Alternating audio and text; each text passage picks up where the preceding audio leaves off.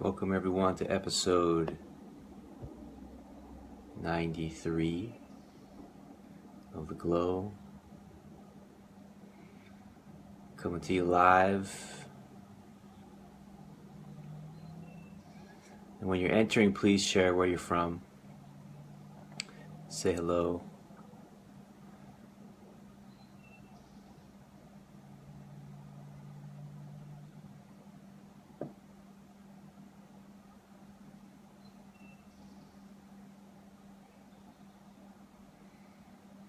Had a really beautiful, powerful, amazing class yesterday in the Secret Glow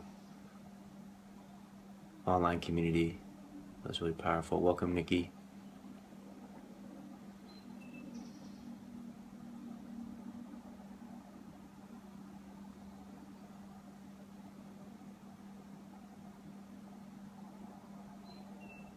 It's a real testament to the power that emerges. Love Lee from Philadelphia, Philly. The city of brotherly and sisterly and motherly and fatherly and all kinds of love. And they tell it to you straight.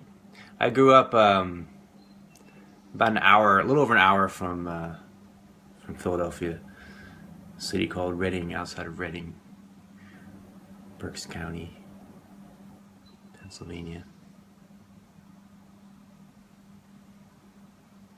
So when we're present together, this is where the real magic and the miracles arise. And we really felt that yesterday. It was really beautiful. Jane, who may be joining us shortly, stepped up to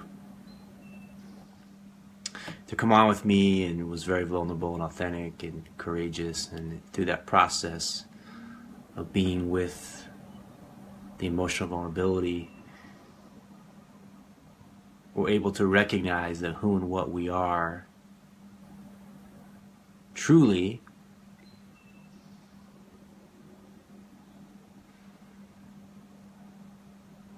transcends the emotion that is arising, transcends the feelings that are arising, and the stories that are attached and identified to the emotion and to the feeling.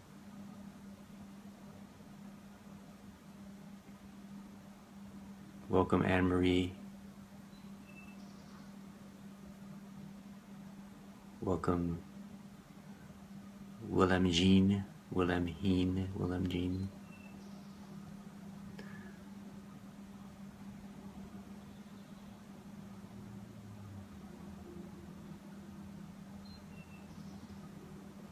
Holland, yes. Welcome. Also known as the Netherlands. How great to be in a nation that has multiple names. That's fun.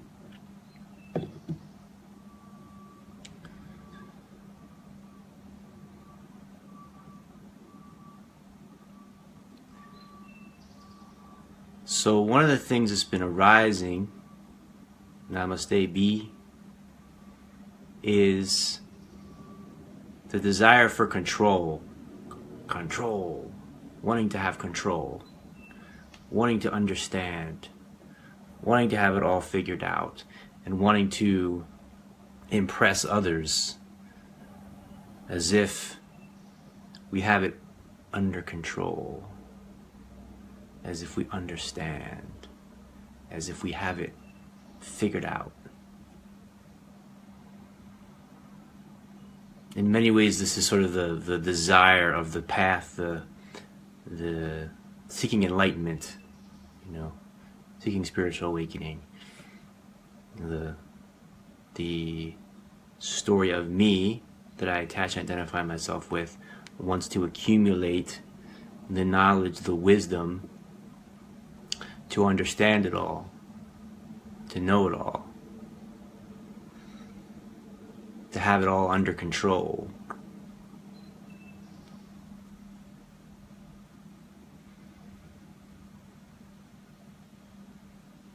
Can you relate to that? Can everyone relate to that?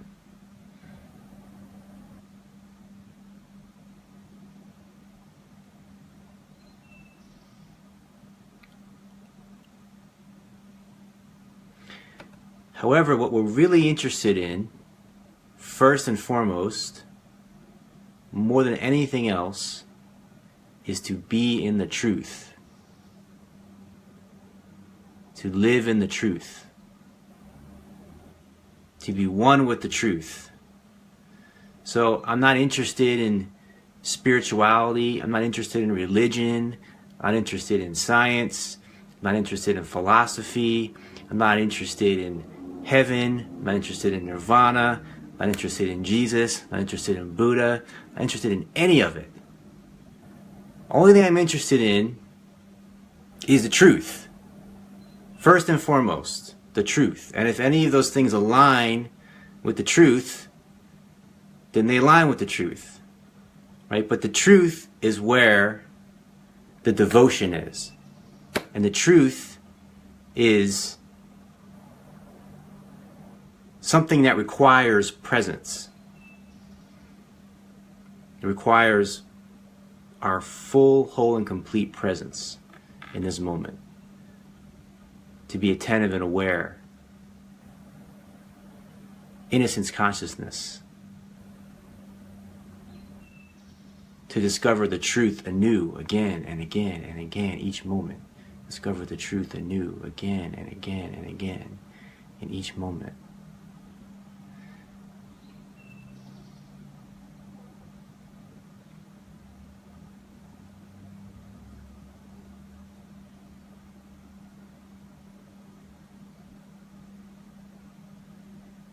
How do you know when you're in the truth? Is the question that just popped up.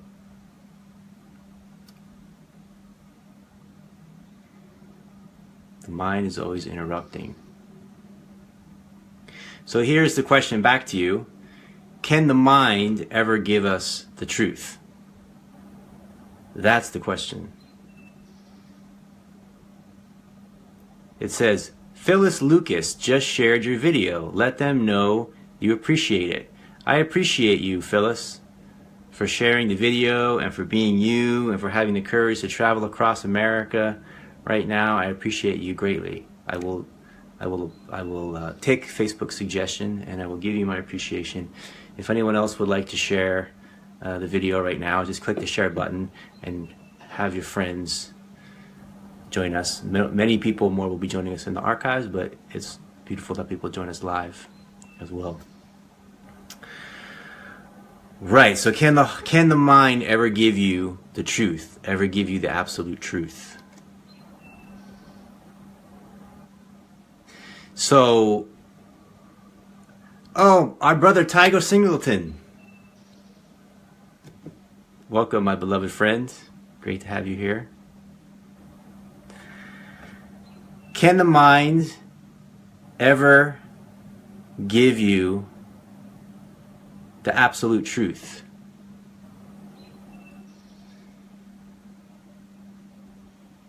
So I've been exploring this question deeply, which is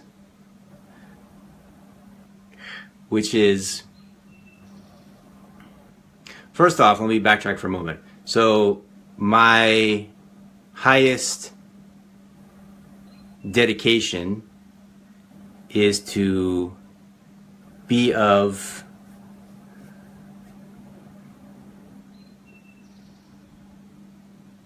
the greatest good to the whole, with every thought, every emotion, every feeling, every movement, every decision, every moment, right? Every breath, every heartbeat. You get the idea. So then the question comes in, how do I know what is best for the whole? How do I know what's best for me? Right? So we put a lot of energy into exploring, like, what's the best thing for me to do? What's going to benefit me the most in the future? What's going to benefit the world the most in the future? If you have that kind of consciousness where you've opened up to realizing that you're a part of everything you see and everything you see is a part of you, what's the best for the whole? What's the best for the earth? What's the best for other human beings? right? And so Tiger, I think, will appreciate this realization, which is when you start to go, for me, starting to go deeper into it, me being a reflection of you, there's this amazing revelation, which is, I really don't know what's best for me. I really don't know what's best for the world. I don't even know what the world really is. I can't even conceptualize a world. There's a feeling, there's a felt sense, there's a sense of union, but the mind doesn't know what's best. The mind doesn't know the truth. Because when we're thinking, when we're looking at things, we're seeing things from a limited perspective, right? So someone said to me, how do you address limiting beliefs? It was a question someone asked me on a podcast recently. And I may have mentioned this in a previous episode, but the interviewer was very mind blown when I said, well, really every belief is a limiting belief. There's no such thing as a belief that's not limiting. Because if you believe this, then you don't believe that. And if I believe this, then I don't believe that. If I'm looking at things from this perspective, then I can't see from that perspective. So every perspective is a limiting perspective. Every thought is limiting, is limited. Now, here's what's interesting. When you start to acknowledge that fully, deeply, wholly, and realize that, and recognize that with this absolute sense of humility, then you are recognizing and opening to something that could be called truth. That's universal. That transcends thought, that transcends thinking, that transcends knowing, that transcends knowledge, that transcends understanding with your mind.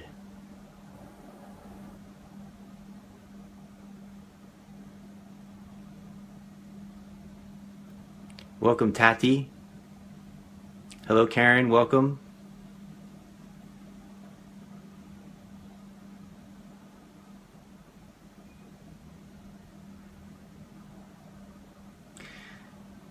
So in a sense, you could say, yeah, you gotta check the rerun, the archive, Karen, because there's some really good nuggets we're opening to in the resonant field here together. So, in a sense, you could say to live in the truth is to have no idea what's happening, but not from a place of confusion or a place of unconsciousness. It's actually from a place of clarity and consciousness. Being awake. I miss you and I love you too, Tiger. I look forward to catching up with you. And yeah, we got a lot to catch up on. But yeah, I look forward to it. I'm so happy you're here. So it's the sense of what actually happens is what so many of you are wanting to happen actually happens from the place of looking from a sense of honesty and sincerity and authenticity. The mind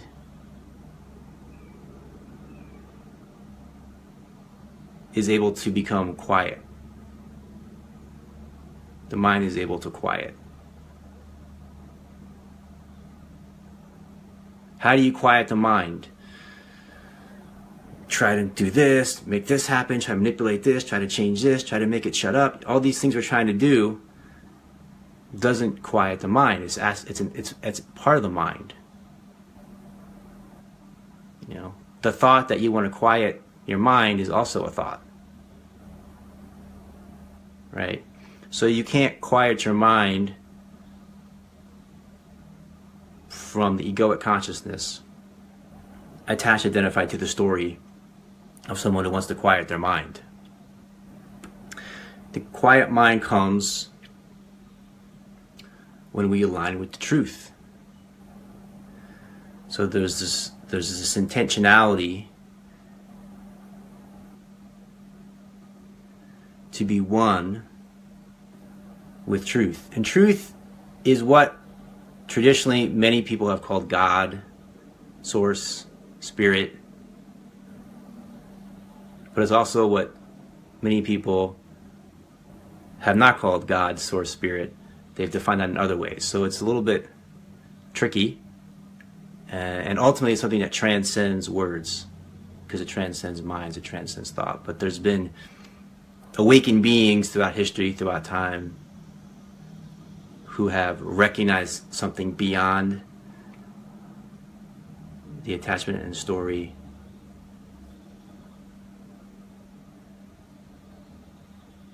and have attempted to point at it with words, with teachings, with books, with writings, with meditation, with yoga, with these different means in different ways. Why do we have a mind? You're asking good questions. I like this question also. So the mind is a tool of creation. And the mind, coming from this clear, open, infinite essence, allowing this universal creative intelligence to move through us as a clear, open channel,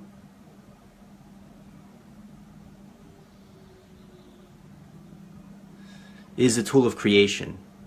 So one of the questions I like to ask people is your mind in a creative space or a reactive space? You know? The mind can create forms and shapes and sizes and linearity and time and space and worlds and universes, right? We can create so much beauty through the power of the mind when it's connected to the essence of who and what we really are.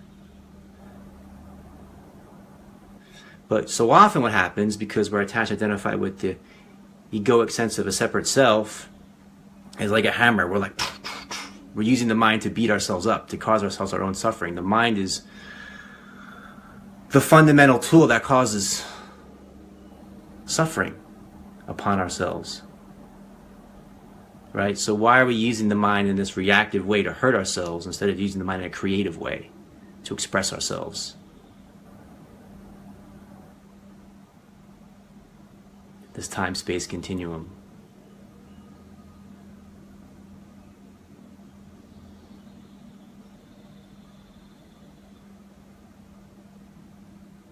So the more we quote-unquote wake up,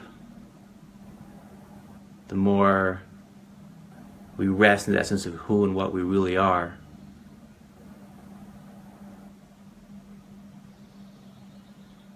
The more the mind is not a problem anymore. It just is what it is. You know?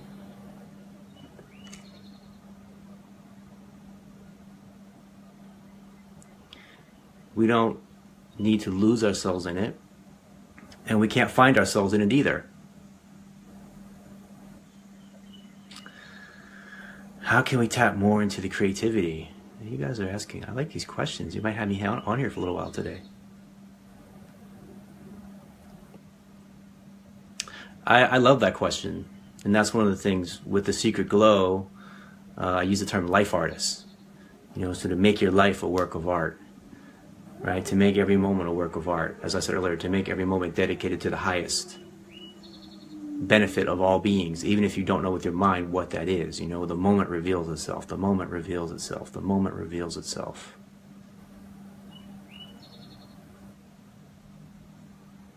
So the foundation of being in the creative intelligence is to be present.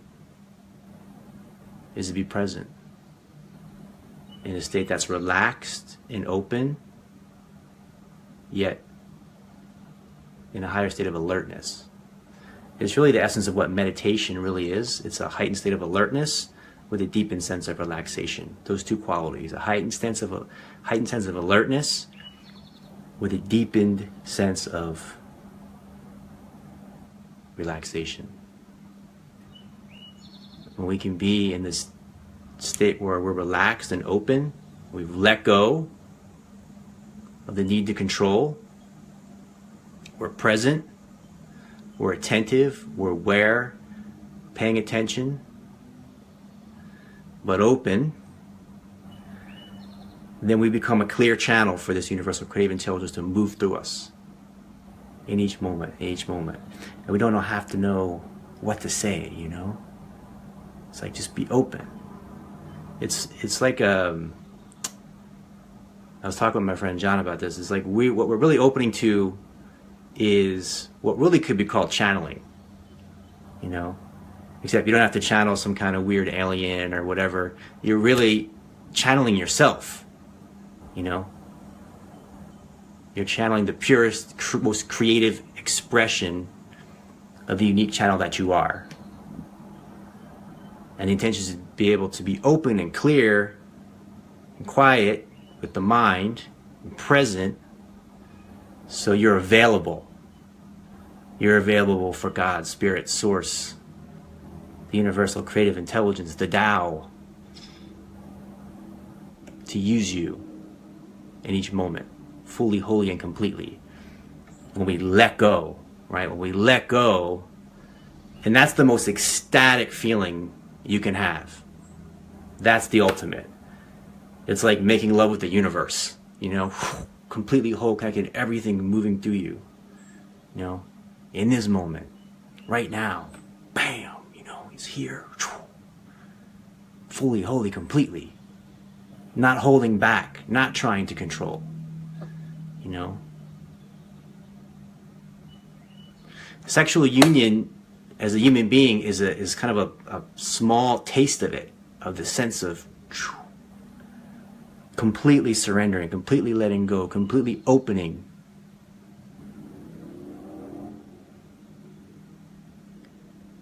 To the universe, the intelligence of the universe, to be completely, wholly, fully available, to let go for this divine universal creative intelligence to use you, utilize you in each moment. And then the purest creativity comes through you. And then this is what happens when great poets or musicians or dancers or filmmakers go, I don't even know how I did that, you know, or basketball players, you know, they're in the zone. I don't even know how I did that, you know. It's like something just came through me. You know, something greater than myself came through me. I don't know how I said that or how that knowledge, understanding came through me, right? So this is where the magic and the miracles arise.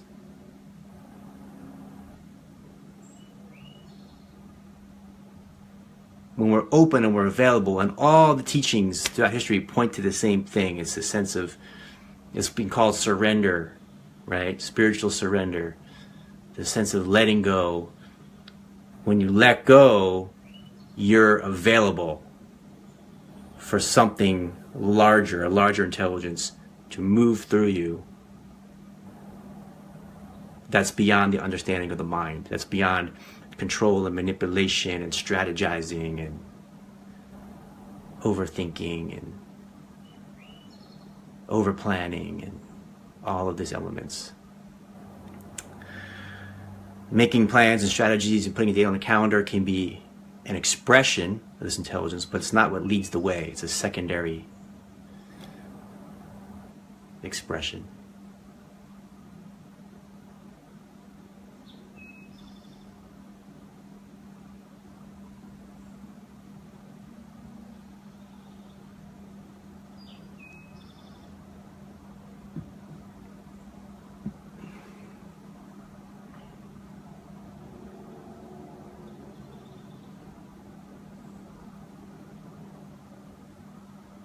Thank you all so much for being here. You know, when the words that come through here, we create them together. So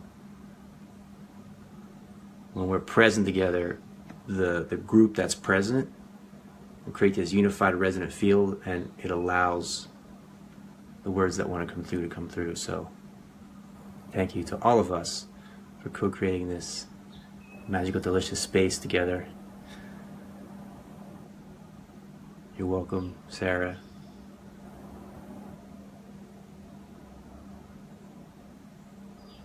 Check out the links if you want to dive in deeper. So much appreciation and gratitude. See you in the next now. Thank you, B. Thank you, Karen. Thank you, Sarah. Thank you, Phyllis. Thank you, Anne-Marie. Thank you, Lily. Thank you, Tiger. Thank you, Wilhelmine. Thank you, everybody.